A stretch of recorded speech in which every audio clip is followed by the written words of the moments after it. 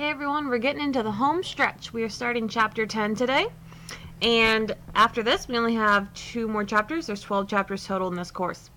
This chapter is going to be a walk in the park, y'all, because it is taking everything we've learned from chapters 7, 8, and 9 and looking now at 2 samples or 2 groups as opposed to just 1. So this first one is about proportions. So when in life are we going to be comparing groups, right? Well, when you're comparing, right, it helps us to compare the proportions of individuals with certain characteristics in 2 different populations. You can compare proportions both in surveys and experiments. And the cool thing about this is the sample size doesn't have to be the same, nor does the population size have to be the same. If you remember back when we first learned about experiments, when we set them into different groups, and we got different treatments, and then we would have different results, and then we can compare them. So from each different population and or treatment, depending on where you're getting it from, you're going to be getting 2 parameters, in our case proportions, which will each then have their own p-hat, sample proportion, and potentially their own sample size. Now it can be the same sample size, but it doesn't have to be. So let's walk back and remember what we learned back in chapter 7, right, at the beginning of this semester, about sampling distributions. If we're going to be doing confidence intervals and significance tests, we need to remember about the distributions. Now, we learned that the sampling distribution of a sample proportion has these properties. Approximately normal shape as long as your n times your population proportion and n times 1 minus that are at least 10. The mean of the distribution, right? The mean of the sample proportions is equal to the population proportion. So in this one, we're assuming we know the population proportion. And our spread, right, our standard deviation of our sampling distribution of our sample proportion is this formula here, as long as the 10% condition has been met. So let's walk through. This example is straight from your textbook, but I want you to look at it before we get to writing to our notes.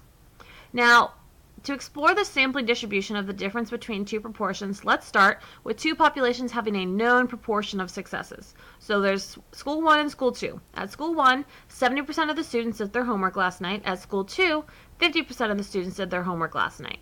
Suppose the counselor at school 1 takes a simple random sample of 100 students and records the sample proportion, right, that would be p-hat, that did their homework.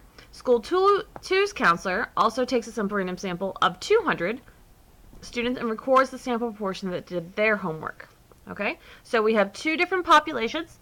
We know their population proportions, right? P1, P2.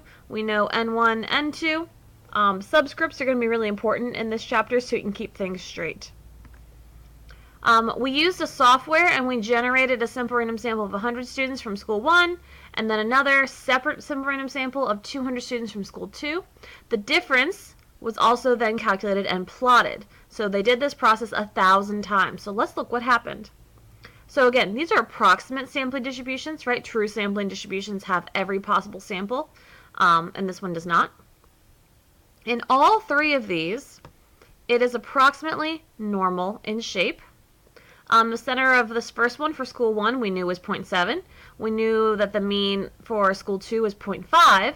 When we took the difference of all of those sample proportions, we got a mean of 0.2. 0.7, 0.5, 0.2. Very interesting. Now, the spread, right, the standard deviation of the sampling distribution for my sample proportions, this one is 0.0458, this one is 0.0354, but this one is 0.058. So clearly I didn't just subtract those 2 values. I had to have done something else. So what we get is that the mean is just the difference, but the standard deviation is going to be this formula here. If you want to see how that was derived, there's a beautiful derivation formula worked out in your textbook. So, the important stuff. You're going to be taking simple random samples from 2 populations, each with their own sample size and their own proportion of successes. When you're checking the shape, we now have 4 things to check. 2 from the first population, 2 from the second population. But they still have to be at least 10 in order to be approximately normal. The center, the mean, is just going to be the difference between the two. And this is the symbol that we use now. It's the mean of the difference of my proportions, my sample proportions. And my standard deviation is this guy right here. Again, as long as the 10% condition has been met.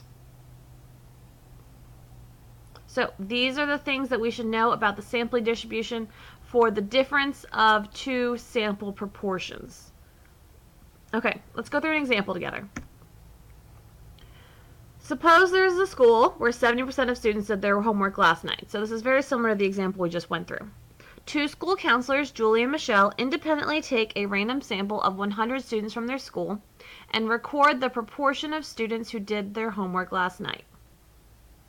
When they are finished, they find that the difference in their proportions is 0.08. 0.08 is the difference in their proportions. They are surprised to get a difference this big considering they are sampling from the same population. So, some information that we know so far. They each took a sample of size 100, so sample size for Michelle was 100, sample size for Julie was 100. And since they drew from the same population, they have the same population proportion, which is 0.7. First we want to do is we want to describe the shape, center, and spread of the sampling distribution. Then we're going to see if we can find the probability of getting two proportions that are at least 0.08 apart. And then based on that, we're going to see if we should have been surprised like they were. Should they be surprised that they got a difference this big? Because, in theory, if you're taking from the same population, wouldn't you expect it to be the same? We will find out. So, shape. Even though my values are the same, I still have to show that I tested all four. So, n times p, n times 1 minus p for both of my samples. And since they are all at least 10, I know my sampling distribution is approximately normal. The center is just the difference between the two proportions. So since they were the same proportion, because it was drawing from the same population, my mean here is going to be 0. And then our spread, this formula right here. So my standard deviation of my sampling distribution for the difference between these two counselors is 0.065-ish. Alright, so now that we know basically our SOCs, right, our shape, center, and spread, let's go ahead and find the basic probability. So find the probability of getting two proportions that are at least 0.08 apart. So that means we either want the difference to be less than negative 0.08 or want the difference to be more than positive 0.08, right? Because if Michelle's proportion was smaller than Julie's proportion, then I would get a negative value. If Michelle's proportion was greater than Julie's, then I would get a positive value. So if you can imagine a normal curve here where my center is 0, I can just do normal CDF, and I'm going to double it because I have two tails. Where did the 0 and this 0.065 come from? It was our mean and our standard deviation of this distribution that we found in the last part. So the chance, or the probability of getting two proportions that are at least 0.08 apart like they did, is 21%, right? About 22%. So should these counselors have been surprised to get a difference this big? No, right? Since the probability is not very small, right? 22% is not small at all. We shouldn't be surprised to get a difference of sample proportions of 0.08 or larger just by chance, even when you're sampling from the same population. Okay? Now, the rest of this section is going to be about confidence intervals and then also hypothesis testing.